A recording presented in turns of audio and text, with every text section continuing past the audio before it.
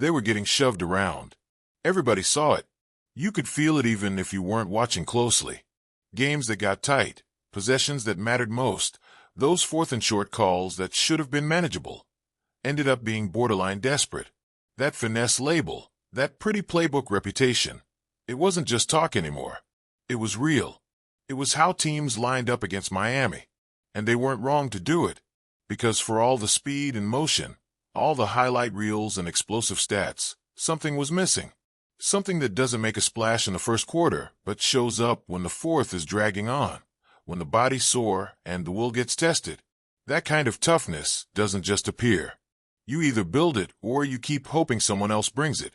That's what made this draft feel different. Not the names, not the rounds, the intent behind it. Something shifted. Greer didn't go for flash. He went looking for grit. Linemen, defensive fronts, a trench first kind of thinking that the Dolphins haven't leaned into in a long time. But maybe the most telling move wasn't even the headline. It came in the 6th round, when Miami picked up Ollie Gordon II out of Oklahoma State. The reaction wasn't loud. It wasn't supposed to be. But it hit different. Because buried in that late-round pick was a message. We're tired of getting pushed around. Gordon isn't here to rotate in for the pretty runs. He's here to bang helmets and change the tone. Miami didn't just see a big back. They saw something they were missing. A presence. A kind of tension breaker. Someone who doesn't sidestep the wall, but runs straight through it. Look at his size. 6 feet 1 inch, 226 pounds. Not some oversized tight and trying to play running back. A true RB frame with weight that works. But even that doesn't paint the picture. Because he isn't just a battering ram. He sees holes before they open. He waits and times his breaks. That kind of vision, on that kind of body, is rare. And Miami knows it. The Dolphins don't need someone to steal touches from a chain or right. That's not the point. They need someone who gives them options they didn't have last year. And that goes deeper than yards or stats. Think about the red zone. Think about clock-killing drives where the other team knows what's coming and still has to eat it. That's where Gordon changes the rhythm. And it's worth remembering what Gordon already did. This wasn't some flyer with potential. He led college football in rushing yards. 1,732 yards on the ground, averaging over 6 yards per carry. That's not filler work. That's production under pressure. And it didn't stop there. 68 receptions across 2 seasons. That's a man who stayed on the field, who carried more than one load at once, who didn't blink when the game got heavy. People who watched him closely, really watched. They noticed how he kept his balance through contact, how he found yards that weren't there, how defenses hated seeing him again and again. That's not a stat. That's a feeling.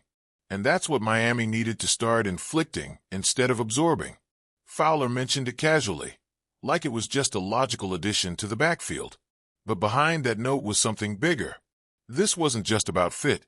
This was about identity, about trying to shift the narrative on what kind of team Miami actually is. You don't draft Gordon to keep doing what you've been doing. You draft Gordon because what you've been doing wasn't enough. And if you're wondering what role he plays behind a chain, then maybe you're asking the wrong question. This isn't about behind. This is about when. When the field gets shorter. When the game gets mean. When the calls stop being cute. Gordon gives this offense teeth. And not just bite once and disappear kind of teeth, but grind it out, no apologies teeth. Chris Brooks gave Miami a glimpse of that last season. That kind of straight-line power. That refusal to go down on first contact. But they didn't keep him. That bruising element vanished. And suddenly, every 3rd and 2 became a question mark. With Gordon, they're trying to erase that doubt. But even then, this isn't just about short yardage. This is about tone, energy, momentum that wears you down not with speed but with intent. A run game that feels like a choice, not a compromise. Brian Baldinger put it bluntly.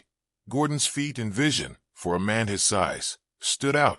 That's not fluff. That's respect. That's someone who's seen enough tape to know when something doesn't line up with expectations. And Gordon's movement doesn't match his frame.